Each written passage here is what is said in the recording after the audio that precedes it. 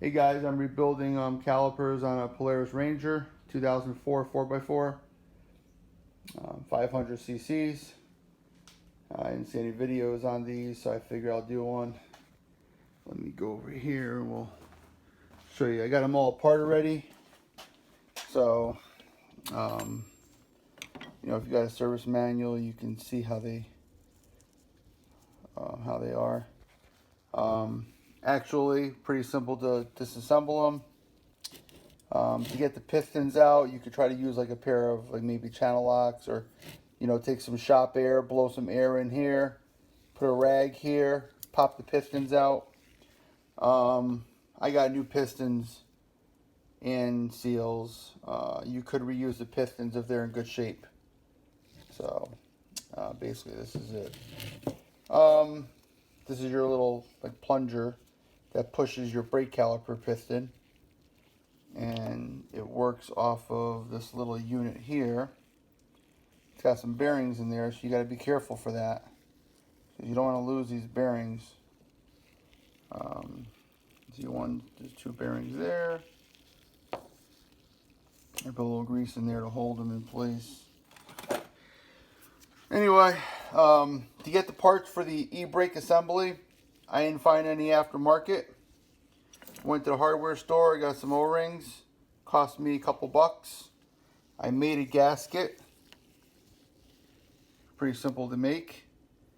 For the e-brake housing, I was able to find aftermarket pistons and seals, so I got those.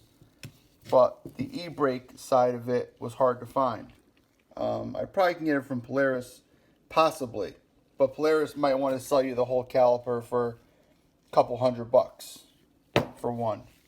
So make sure you get your bleeder broken free before you put everything together and put it back on the machine. And you're trying to mess with this later, you don't want to do that. While the caliper is stripped, if you have to warm it up a little bit or something to break this free. Mine broke free without doing that. I was lucky. But do that while everything's out of it. All your seals are out, your pistons out. You have it fully stripped down, then you can play with trying to get this loose. So basically that's it. I'm going to put this back together now, and I'll show you how it goes. And it's actually pretty simple the way it works.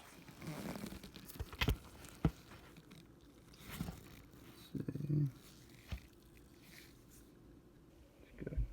So got our housing, got our O-rings. We're going to put our little O-rings in here, and you could put a little oil on these just to lubricate them a little bit. Got both O-rings in. We're going to put a little slight thin layer of grease on this to get this in, and we're going to put some grease on the spring so this thing doesn't get all corroded up like it did. Oh, we're getting a little bit extra on there. That's okay. It's going to wipe off once you push it through. But I just don't want the spring to rust up or get corroded. And it shouldn't, but work it down nice and slow. And that's it. You got your spring. You get plunger in. Okay, we'll take this. Check the other side. There's nothing really in there. Nice and clean. Okay, I gotta clean this off a little bit. I'm gonna put a little grease in here. There's your 3 little notches that your brake plunger is gonna lock into. Right here you got 3 little tabs. They lock into there in the inside of the housing. Probably hard to see in there, but they're in there though. Let me see if I get out of the light. Okay, there you go. So we're gonna put a little grease in here because we don't want this to freeze up on us, and this is why your e-brake gets frozen, stops working. Okay. Clean those little grooves out a little bit so it goes together.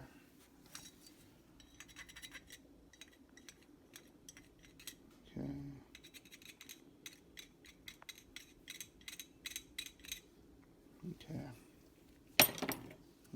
this in here, like so. I'm going to try to see if we can lock it in. There it goes.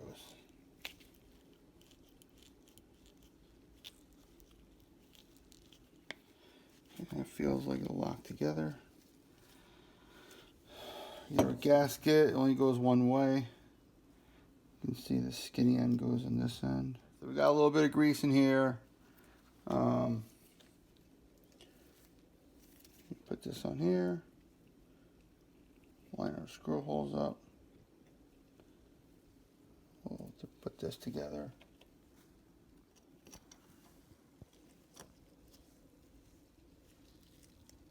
Screwdriver.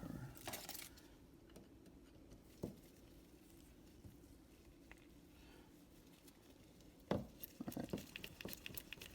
Pause it. Okay, I want to get some grease in our rubber boot. Goes on here.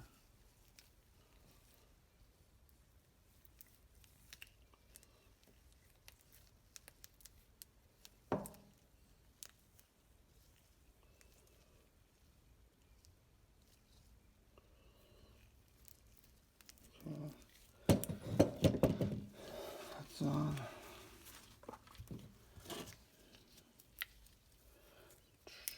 This arm is going to come on.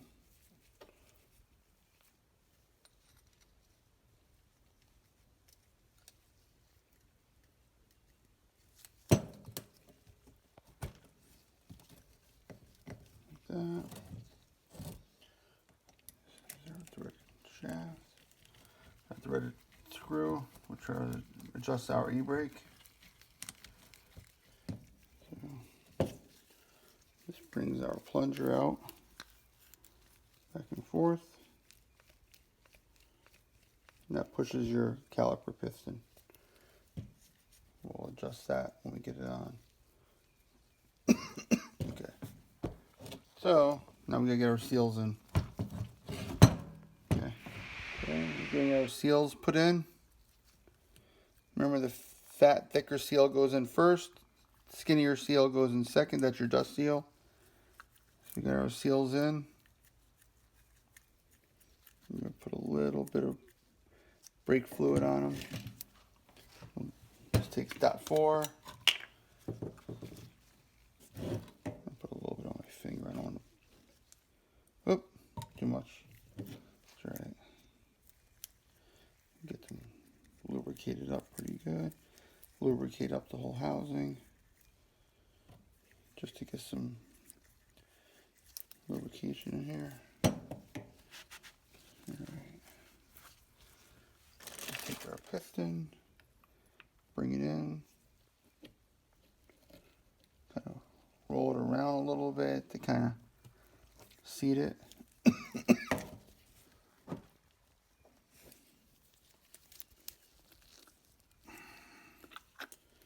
These are always tight to get in. Okay, let's bring it over here. We're going to try to tap it down a little bit. Vice. This one's not fitting here. Great. Just kind of hold it. Doesn't have to be tight. Just snug enough to hold it in place. Take a brass punch. I'm just gonna try to work it a little bit.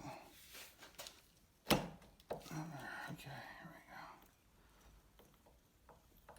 Kind of want to roll that seal around.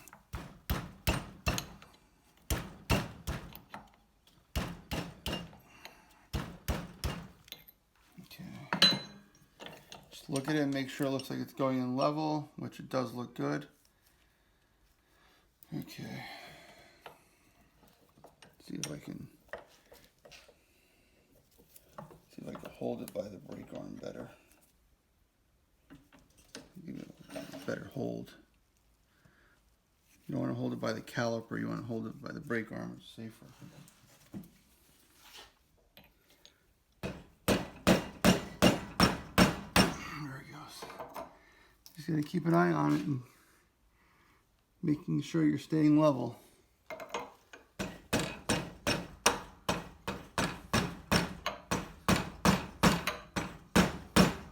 Yep, here we go. And that's it.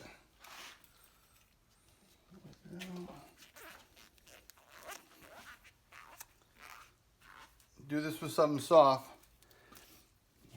Use it as brass. I use a rubber mallet. I don't want to shock.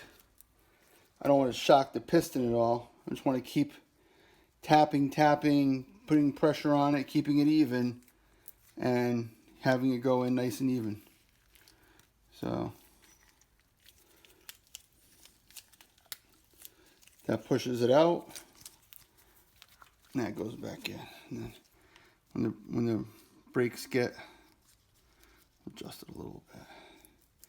When the emergency brake gets pulled, slide the piston out, and then, you know, it'll go back in, it'll return. Especially once that seals loosen up a little bit in there. That's going to go back and forth a lot easier. And that's pretty much it. We'll lubricate up our shafts here for our slides. Get some grease on those. Get these greased up nice. Put it all together. And that will go in here. Like that. And it'll basically look like that. And then this your slide moves nice and free. So it's just nice and easy. That's it. Okay, we're gonna throw brake pads on this now. So you gotta take this plug out of the back or else the pads won't go on. So you gotta take that plug out, which allows this shaft to slide far enough to get the pads on. Because this gets compressed. This gets compressed down. And one pad goes in first. I put a little anti-seize in the back of these just so you don't get no squeaking and stuff like that. Put anti-seize in the back of the pad. So we're going to go like this. You get one side on first.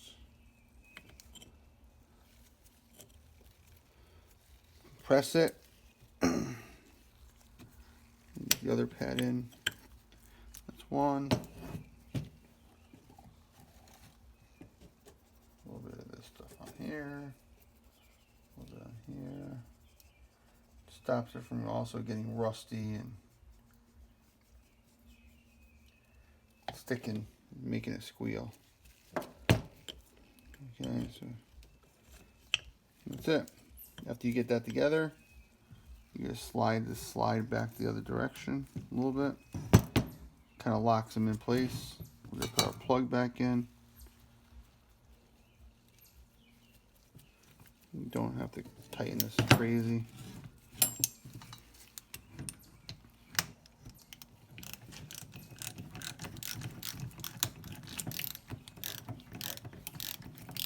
Just so it's kind of lightly snug. It doesn't have to get crazy tight.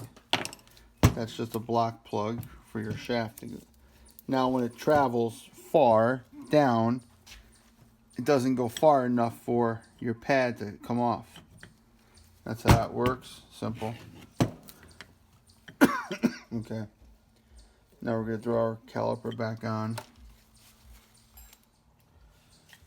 So this fitting here, I tried soaking it a little bit, but it's kind of rusted. I don't think it's going to come free, and I don't feel like getting all brand new lines right now. So we're going to thread this onto the caliper. Okay.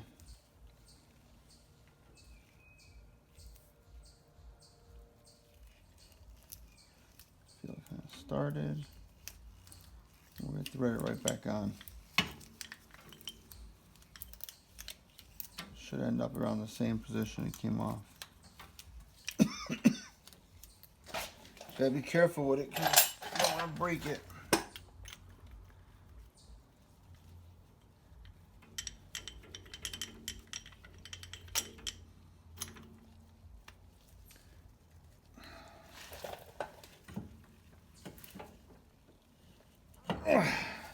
Tight. should be a pretty good spot. Yep, perfect. That's where it was when it came off. And, you know, eventually it's going to have to get lines, but for right now, I'm just getting it back together. E-brake cable back on. So these are sometimes tight. So we're going to expand the spring, get the cable in, get this in. Till it locks in place. Now we'll put our caliper back over. Goes like that. That's going to go on like this. Get our bolts.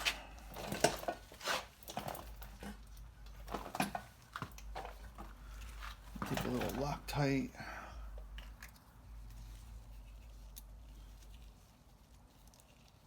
Put a Loctite on our bolts. They don't come loose.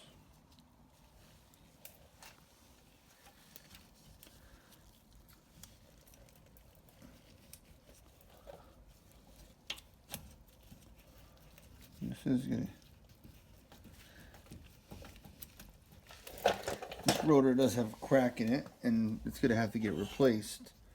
But I just want to get this back together to get it out of the garage until the rotors come in. You can see it has a crack right here. So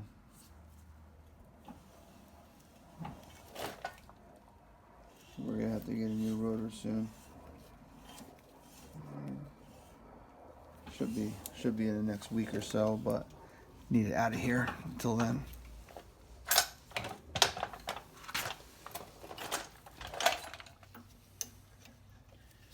Okay, so I'm gonna do my brake adjustment now, quick.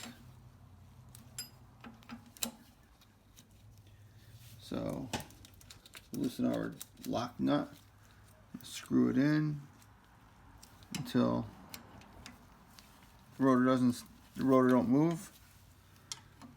Okay, just break it free so it no loosen, so it just starts to roll.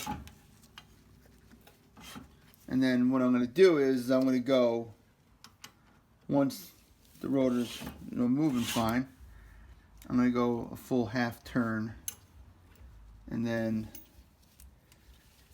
I'm going to lock my lock nut.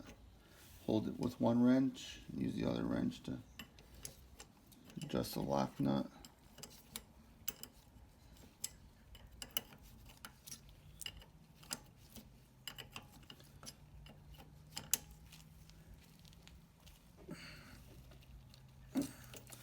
And then this way you have some free play, and then if it feels like it's grabbing a little, you could always loosen that up more if you want. Give it a little bit more slack. I'll try it and see how it works like that, and then we'll make a little bit more of an adjustment if we need to, but I think a half turn is pretty good to start with. And then now we're going to start the fronts.